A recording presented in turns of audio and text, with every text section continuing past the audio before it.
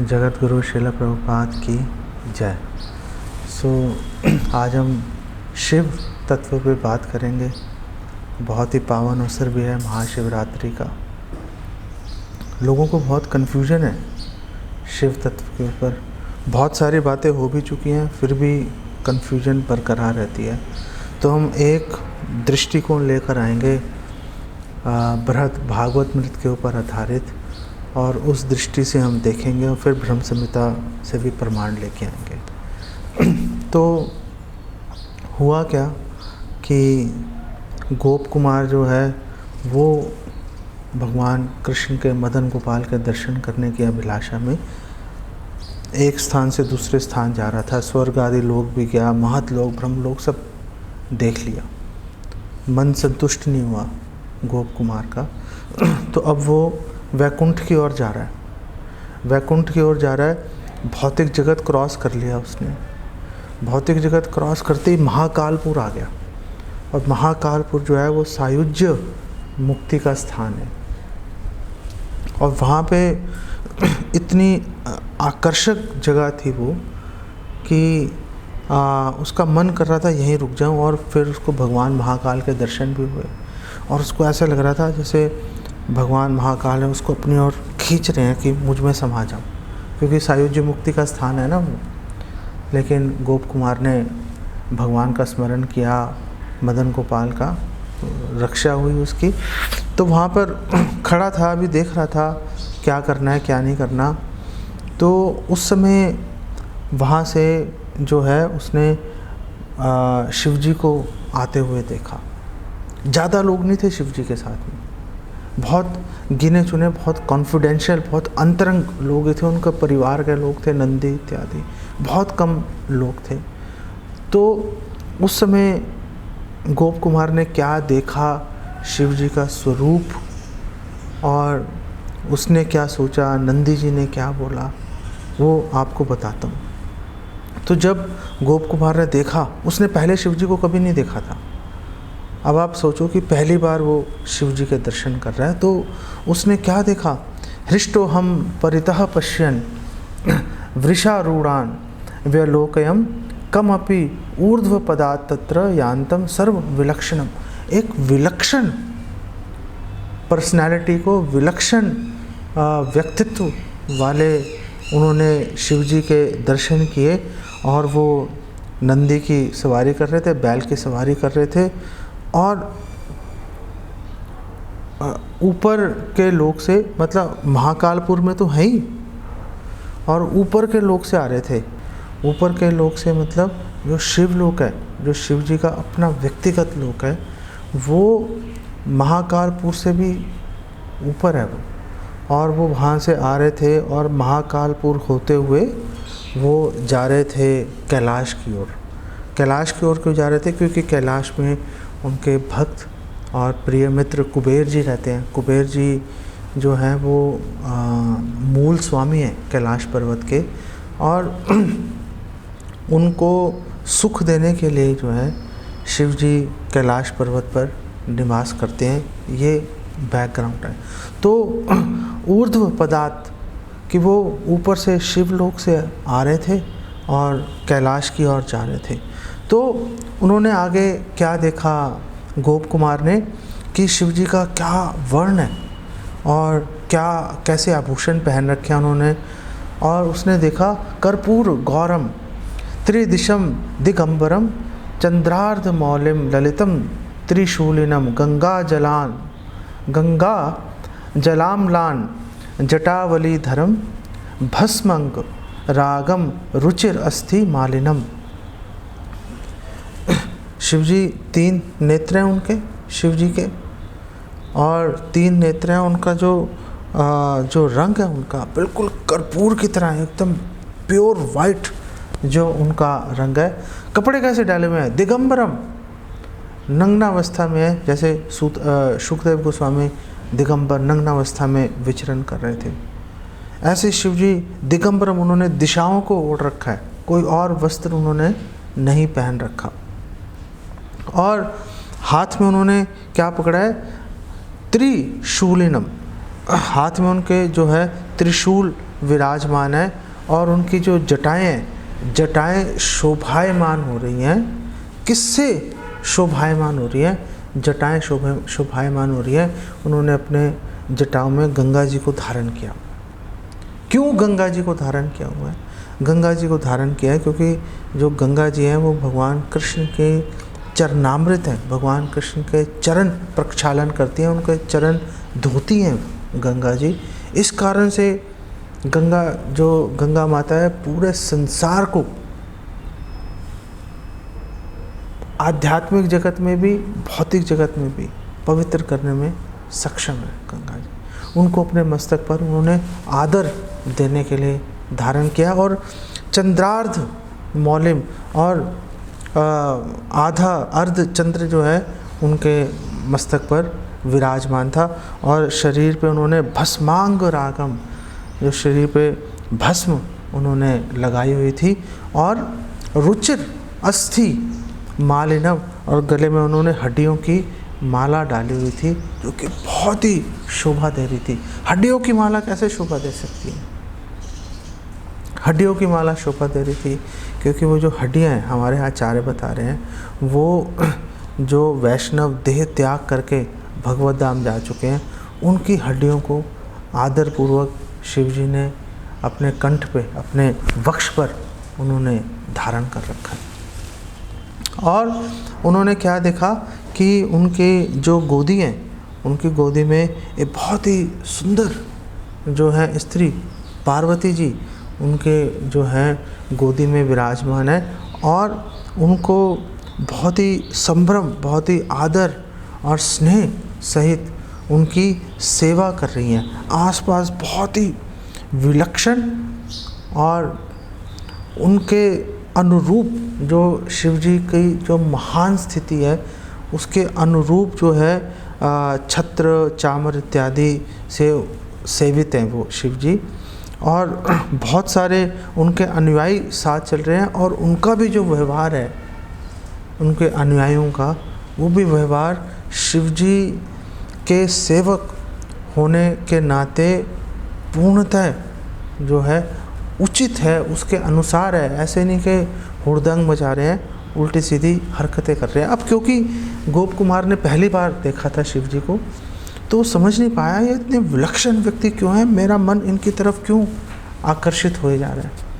तो अब जब शिव जी को देखा गोप कुमार ने, तो गोप कुमार ने अपने मन में क्या उनको देखकर विचार आया कि जगत विलक्षण ऐश्वर्यो मुक्त वर्गाधिकोपि सन लक्ष्यते अति सद आचारो महा विषयवान व, कि वो इतने पावरफुल लग रहे हैं, इतने ताकतवर लग रहे हैं कि पूरे संसार में उनका कोई भी उनके समान कोई नहीं है, उनसे कोई मुकाबला नहीं कर सकता।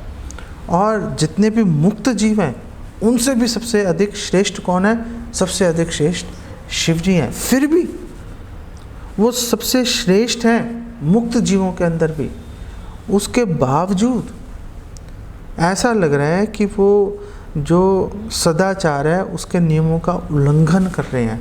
नग्नावस्था में घूम रहे हैं, अपनी गोदी में उन्होंने जो है पार्वती जी को बिठाया हुआ है। ऐसे लग रहा है कि बहुत ही बड़े विषयी हैं, विषयों में पूर्णतः आसक्त है, ऐसा उनको देखकर ऐसा प्रतीत हो रहा है।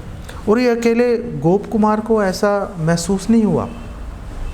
भागवतम में हमें ये प्रसंग मिलता है कि जब चित्रकेतु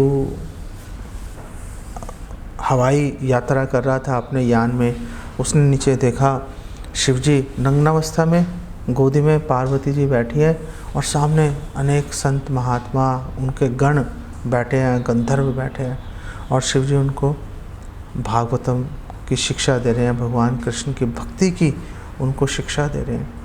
तो ये देखकर चित्रकेतु भी अचंभित हो गए थे। तो वैष्णवों की क्रिया और मुद्रा को देखना समझना बहुत मुश्किल है। वैष्णवेर क्रिया मुद्रा विज्ञ ना बुझे। कोई बहुत बुद्धिमान व्यक्ति होगा वो भी जो है कंफ्यूज हो जाएगा, उसको समझ नहीं आएगी कि आखिर ये हो क्या रहा है, मैं इस बात को कैसे समझ पाऊँ।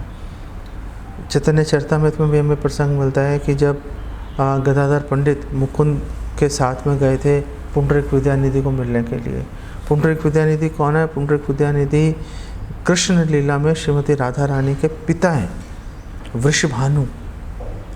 तो वृषभानु है कृष्ण लीला में, वही पुंडरीक विद्यानिधि है। जब उन्होंने देखा तो उनको लगा ओ ये तो बहुत बड़े भोगी व्यक्ति लग रहे हैं, विषयी व्यक्ति लग रहे हैं। और जब मुकुंद ने भागवतम के श्लोकों का उच्चारण शुरू किया तो जब वो विरह उनके हृदय में जागृत हो गया, भाव जागृत हो गए, पुंडरीक विद्यानिधि नीचे गिर के तड़पना शुरू कर दिया। उन्होंने सारे कपड़े वपड़े फाड़ दिए, सारा सामग्री आसपास जो है सब तोड़ ताड़ दी, बाल बिखर गए उनके। तो गदाधर पंडित को पता चला वो कितने महान भक्त हैं। तो कई बार वैष्णव को देख के हमारे मन में कभी कोई संशय आ जाए तो भी हमें धैर्य रखना चाहिए, तुरंत किसी निष्कर्ष पर नहीं पहुंच जाना चाहिए। हमें जो गोप कुमार ने किया हमें वो काम करना चाहिए। गोप कुमार ने क्या किया? गोप कुमार ने नंदीश्वर को शिव जी के बारे में उनसे जानकारी जिज्ञासा की, उनसे पूछा कि आप प्लीज़ मुझे बताएं कि ये कौन है। तो नंदीश्वर एकदम बहुत खुश हो गए और उन्होंने आश्चर्य से बोला, अरे तुमने पहचाना नहीं? तुम पहचान नहीं पाए? तुम तो मदन गोपाल के जो है भक्त हो, तुम्हें पहचान लेना चाहिए था इनको। तो अब नंदीश्वर जो है वो शिव जी का जो है बखान कर रहे हैं कि शिव जी कौन है। और नंदीश्वर ने बोला, भुक्तेर मुक्तेश्च दातायाम। ये शिव जी वो व्यक्ति हैं जो भोग भी देंगे। भोग चाहिए, शिव जी के पीछे जाओ, शिव जी के अनुयायी बन जाओ, 101% मिलेगा। भोक्तेर मुक्तेश्च दातायाम, दोनों चीज़ें, मुक्ति भी प्रदान करेंगे। भगवत भक्ति वर्धना, ये बहुत महत्वपूर्ण बात है। और एक और शब्द आपको बताऊंगा, कई बार इस शब्द का प्रयोग हुआ है। शिव जी की मुख्य सेवा क्या है? भगवत भक्ति वर्धना, भगवान कृष्ण की, भगवान विष्णु की, अनंत शेष की भक्ति को वर्धन, उसको बढ़ाते हैं। कैसे बढ़ाते हैं अभी उसके बारे में बताऊंगा। मुक्तानाम अपि संपूज्यो वैष्णवानाम च वल्लभा, जितने भी मुक्त जीव हैं वो सब शिव जी की उपासना करते हैं और शिव जी जो हैं वो वैष्णवों को अत्यंत प्रिय हैं। क्यों प्रिय हैं वैष्णवों को? क्योंकि भागवतम के 12वें स्कंद में बताया गया है, वैष्णवा नाम यथा शंभु। शिव जी से बड़ा कोई वैष्णव है नहीं, कोई नहीं है शिव जी से बड़ा वैष्णव। तो और शिव जी से एक हमारे जो 4 प्रमाणिक संप्रदाय हैं उसमें से एक संप्रदाय के आचार्य भी हैं शिव जी। रुद्र संप्रदाय वो स्वयं शिव जी द्वारा स्थापित किया गया है। जब गोप कुमार को बताया नंदीश्वर ने कि शिव जी की महिमा के बारे में, अब गोप कुमार अपने हृदय में क्या सोच रहा है? गोप कुमार ने सोचा, श्रीमन मदन गोपालान निज प्राणेष्ट दैवतात अभिन्न श्री महेशोयम उत तद भाव वर्धना। दोबारा देखो यहाँ पे आया तद भाव वर्धना। तद मतलब मदन गोपाल की, जो शिव जी की ये मुख्य सेवा है कि वो भगवान कृष्ण, मदन गोपाल, इनकी प्रति जो भाव भक्ति है उसका वर्धन करेंगे, उसको बढ़ाएंगे। और गोप कुमार ने देखा कि ये जो शिव जी हैं ये मदन गोपाल से अभिन्न है। मदन गोपाल और शिव जी में उनको भेद उनको दिखाई नहीं दिया। यहाँ पर ये बात बड़ी महत्वपूर्ण है कि जब हम कहते हैं कि शिव जी और भगवान कृष्ण में या मदन गोपाल में भेद नहीं है, तो इसका अर्थ क्या है? भेद इसलिए नहीं है कि भगवान कृष्ण कह रहे हैं कि मैं ही भगवान हूँ, मैं ही सबका स्वामी हूँ, और शिव जी इस बात को स्वीकार करते हैं कि कृष्ण भगवान है, मैं उनका दास हूँ। तो दासत्व भाव से उनका एकत्व है भगवान कृष्ण के साथ। तब अस्मि इति च याचते। जो ये बात बोल देता है कि हे भगवान मैं आपका दास हूँ, उसका और भगवान का एकत्व हो जाता है। एकत्व का मतलब लीन नहीं हो जाते, शिव जी भगवान में लीन नहीं हो गए। एकत्व का मतलब शिव जी की अपनी अलग व्यक्तित्व जो है आज भी उनका मौजूदा, और गोप कुमार देख ही रहे हैं उनको। ऐसे ही हमारा भी अलग अस्तित्व हमेशा हमारा मौजूद रहेगा। ऐसे नहीं कि हमारा अस्तित्व भी नष्ट हो गया। हमारे अस्तित्व को कभी भी कोई चोट नहीं पहुंच सकती। तो एक भक्त के रूप में शिव जी जो है उनका एकत्व है, उनकी अभिन्नता है भगवान कृष्ण के साथ में। ब्रह्म संहिता में भी ब्रह्मा जी इस बारे में बात कर रहे हैं। क्षीरम यथा दधि विकार विशेष योगा संजायते नहीं ततः पृथगस्ति हेतु यह शंभुतामपि तथा समुपैति कार्यात् गोविंदमादि पुरुषम तमहम भजामि। वो बोल रहे हैं कि जैसे दूध में आप खटास डालो तो दही बन जाता है, ऐसे ही भगवान कृष्ण है वो शिव जी बन जाते हैं। माया का जब संग करते हैं, शिव जी और भगवान कृष्ण में क्या भेद है कि शिव जी माया का संग करते हैं, भगवान कृष्ण कभी भी माया का संग नहीं करते। तो दूध और दही अभिन्न भी है, क्योंकि एक ही बात है, दूध से ही दही बना। लेकिन दूध और दही भिन्न भी है, क्योंकि दूध से दही बना है, दही से दूध नहीं बन सकता, दही दूध का काम नहीं कर सकता। ये बात हमें याद रखनी पड़ेगी। इस विषय में श्रीला जीवा गोस्वामी ब्रह्म संहिता के इस श्लोक की टीका में बोल रहे हैं कि देखो, जब दूध से दही बनता है तो दूध का अस्तित्व खत्म हो जाता है, लेकिन जब भगवान कृष्ण शिव जी के रूप में अपना विस्तार करते हैं तो भगवान कृष्ण का अस्तित्व खत्म नहीं होता। भगवान कृष्ण यथावत बने रहते हैं, एक चिंतामणि पत्थर की तरह। जैसे चिंतामणि पत्थर है, किसी को भी छुएगा उसको सोना बना देंगे, लेकिन चिंतामणि में कुछ विकार नहीं आता, वो यथावत बना रहता है। ऐसे ही भगवान कृष्ण यथावत बने रहते हैं, वो विस्तार करके माया का संग करते हैं और वो शिव जी बन जाते हैं। तो जो शिव जी हैं, शिव जी भगवान कृष्ण के विस्तार तो हैं, भगवान कृष्ण के विस्तार है, उनसे एक सेवक के रूप में अभिन्नता है, लेकिन उससे भगवान कृष्ण में कोई विकार नहीं आ रहा। इस बात को हमें हमेशा याद रखना पड़ेगा। और यहाँ पर हमने 2 बार देख लिया, 2 बार हमने इस बात को देख लिया, तद्भाव वर्धना और भगवत भक्ति वर्धना, हमने 2 बार इस बात को देख लिया। तो प्रश्न ये आता है कि भगवान की भक्ति शिव जी आखिर कैसे बढ़ाते हैं, क्या करते हैं भगवान की भक्ति बढ़ाने के लिए। तो भरत भागवत मृत के इस श्लोक में बताया गया, स्व अभिन्न भगवत भक्ति लामपट्यम ग्राहायन इव सदा रमयति स्वीयान नृत्य गीतादि कौतुकः।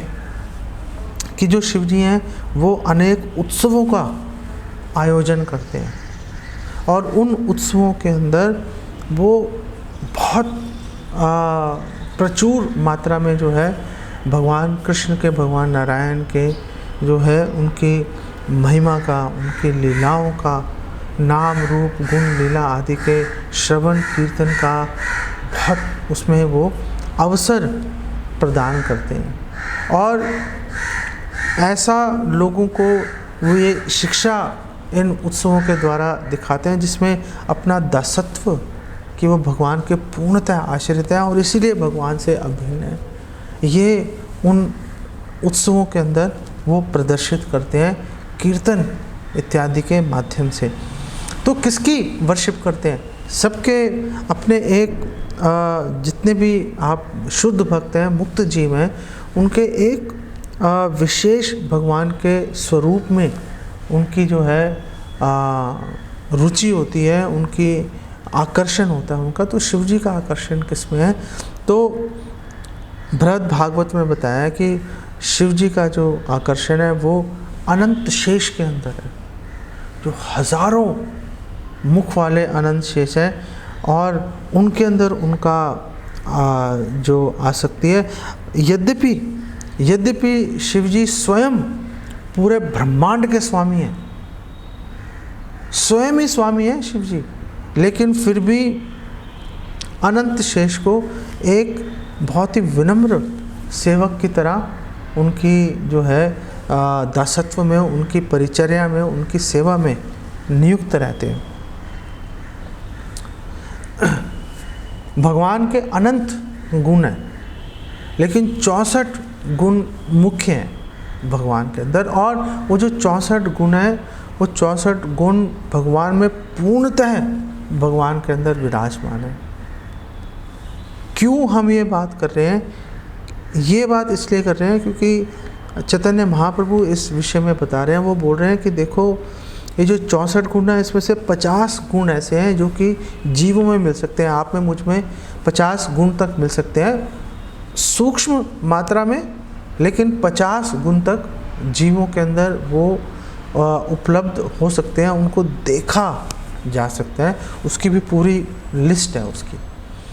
इन 50 के बाद में 5 ऐसे क्वालिटीज़ हैं जो कि भगवान में तो मौजूद हैं ही, भगवान कृष्ण में, लेकिन 5 ऐसे गुण हैं जो कि शिवजी में भी आपको दृष्ट होंगे। आप शिवजी में भी उनके दर्शन कर सकते हो। वो 5 वो गुण कौन से हैं कि हमेशा अपने स्वरूप में स्थित रहना, सदा स्वरूप संप्राप्तः, सर्वज्ञो नित्य नूतनः, सच्चिद आनंद सांद्रांगः, सर्वसिद्धि निषेविता। ये 5 गुण जो हैं शिव जी के अंदर हमेशा मिलेंगे, हमेशा अपने स्वरूप में स्थित रहेंगे। सर्वज्ञ, शिव जी सर्वज्ञ, उनको भूतकाल, भविष्य, वर्तमान काल सब विषय में उनको जानकारी है, कहाँ पर क्या हो रहा है। शिव जी हमेशा नित्य नूतना, हमेशा शिव जी नित्य नूतना, हमेशा नए, हमेशा युवावस्था में शिव जी विराजमान रहते। कभी शिव जी बूढ़े नहीं होते, कभी बूढ़े नहीं होंगे शिव जी। चौथा गुण क्या है कि जो शिव जी हैं वो घन, उनकी जो बहुत ही गाढ़ी उनकी जो स्वरूप है 3 चीज़ों से मिलकर बना हुआ है, सच्चिद और आनंद से घनीभूत होकर शिव जी के अंदर मौजूद है। और जो 5वां गुण है कि शिव जी सभी सिद्धियों के स्वामी हैं। ये 5 गुण भगवान में पूर्णतः विराजमान है, लेकिन ये जो 5 गुण हैं ये शिव जी में भी परिलक्षित होते हैं। पूर्णतः नहीं, बहुत प्रचुर मात्रा में उनमें भी आप देख सकते हो। उसके बाद 5 गुण ऐसे हैं, ये 55 हो गए। फिर अगले 5 गुण ऐसे हैं जो कि नारायण, भगवान नारायण में दृष्ट होंगे। शिव जी की बात यहाँ पर ख़त्म हो गई। 5 गुण जो हैं वो भगवान नारायण तक जो है वो उनमें आप देख पाओगे। वो 5 गुण कौन से हैं कि भगवान जो हैं वो अचिंत्य शक्ति के स्वामी हैं। भगवान के शरीर के पोर से जो है रोम छिद्रों से असंख्य ब्रह्मांड जो है प्रकट होते हैं।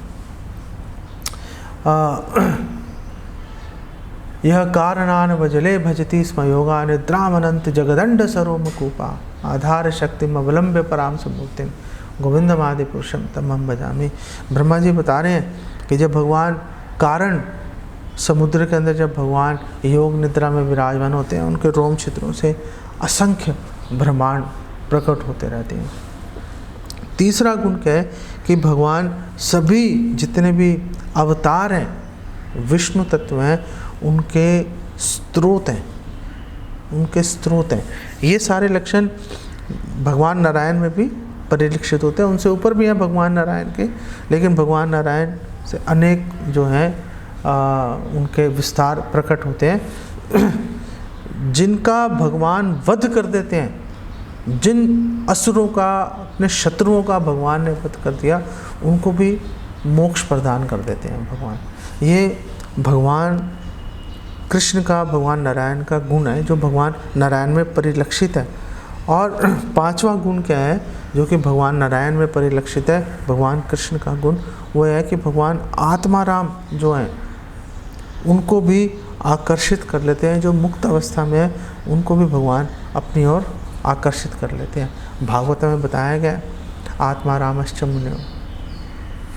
तो ये 5 गुण ऐसे हैं। अब ये 60 गुण हो गए। इसके बाद अब 4 गुण ऐसे हैं जो कि केवल और केवल भगवान कृष्ण में ही आपको दिखेंगे और किसी के अंदर, विष्णु तत्वों के अंदर भी नहीं दिखेंगे। केवल और केवल भगवान कृष्ण में ही ये 4 गुण दिखाई देंगे। वो कौन से 4 गुण हैं कि भगवान की लीला माधुरी, जब भगवान अपनी सुपर एक्सीलेंट लीलाएं करते हैं, वो केवल और केवल भगवान कृष्ण में ही दिखाई देंगी और कहीं आपको ऐसी चीज़ें दिखाई नहीं देंगी। और जो भगवान की प्रेम माधुरी है, भगवान अपने भक्तों के साथ, विशेषकर गोपियों के साथ भगवान जो सुपर एक्सीलेंट, विलक्षण, अद्भुत, अद्वितीय भगवान प्रेम का आस्वादन करते हैं, वो केवल भगवान कृष्ण के अंदर ही संभव है। तीसरी बात जो है वेणु माधुरी, भगवान अपने वंशी वादन करते हैं, कहीं भी मिलेगा ही नहीं, असंभव है। और चौथी बात है भगवान का जो रूप है, रूप माधुरी, भगवान का रूप विलक्षण है, अद्वितीय, अद्भुत है। ऐसा रूप भगवान का आप किसी से तुलना नहीं कर सकते। बेसिकली भगवान के रूप को देखते ही तुरंत उनसे आकर्षित व्यक्ति हो जाएगा। तो हम जब भगवान से शिव जी की अभिन्नता की बात करते हैं तो दासत्व के रूप में हमें ये बात को हमेशा याद रखना पड़ेगा।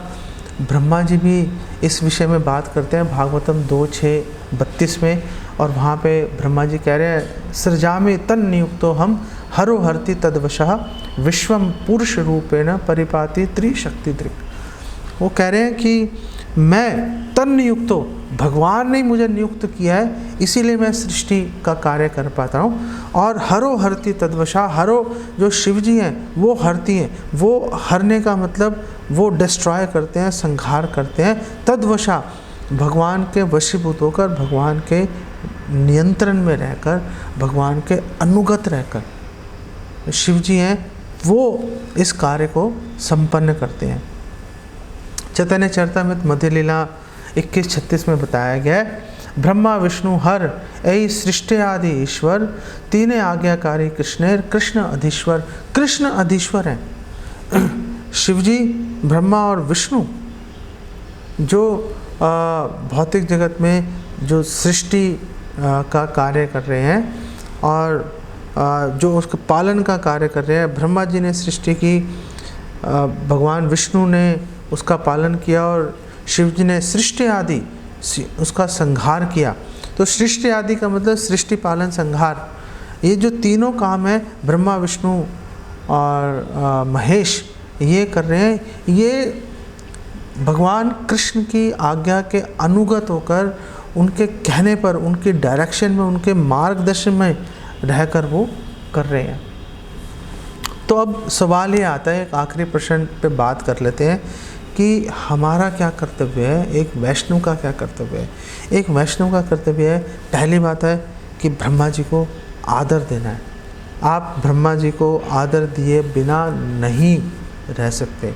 आप ऐसे नहीं कर सकते हम ब्रह्मा जी को। एक वैष्णव तो एक चींटी को भी आदर देगा, अमान ही ना मान दें, खुद आदर नहीं लेगा, लेकिन हर किसी को आदर देने का ये स्वभावी है, स्वाभाविक प्रवृत्ति है इस बात की।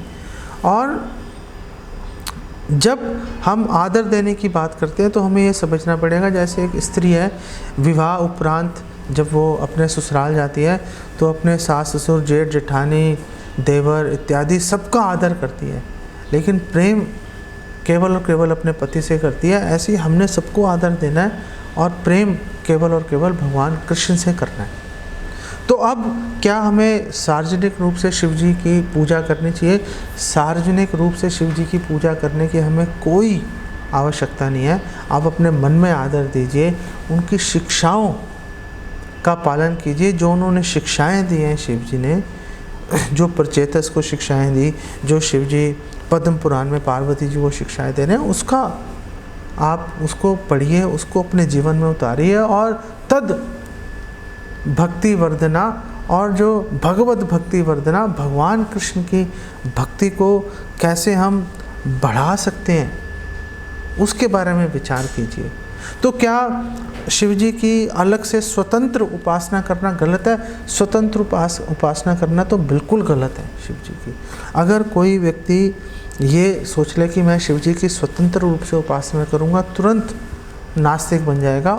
जब भागवतम के चौथे स्कंद में ये वर्णन मिला कि भृगु मुनि ने श्राप दिया था शिव जी के अनुयायियों को कि जो भी शिव जी की उपासना करेगा नास्तिक बन जाएगा। तो अगर स्वतंत्र रूप से शिव जी की उपासना करेंगे तो नास्तिक बनने की पूर्ण संभावना है। तो क्या कर्तव्य है? कर्तव्य है कि मन में शिव जी का आप आदर करो, लेकिन सार्वजनिक रूप से उनकी उपासना करने की कोई भी आवश्यकता नहीं है।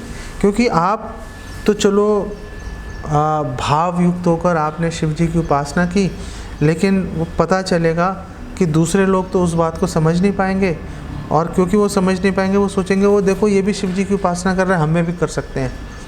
तो आप तो शिव जी को भगवान से अभिन्न मानकर उनके दास के रूप में उनको आदर दे रहे हो, लेकिन दूसरे लोग आपको देखकर वो स्वतंत्र भाव से शिव जी की उपासना करेंगे और उनको नास्तिक बनाने का श्रेय जो है कहीं आपके सिर पर ना लद जाए आकर। तो आप सब वैष्णवों से ये प्रार्थना है कि शिव जी का आदर कीजिए, उनको मन में सत्कार कीजिए उनका। लेकिन अगर आप शिव जी की उपासना करना ही चाहते हो तो उनकी जो शिक्षाएं हैं जिसमें वो भगवत भक्ति वर्धना, लोगों को भगवान की सेवा में नियुक्त होने की बात करते हैं, उनको वो शिक्षा दे रहे हैं, उसका पूरे मनोयोग से पालन करना ही हर वैष्णव का कर्तव्य है।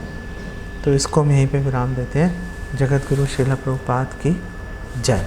हरे कृष्णा।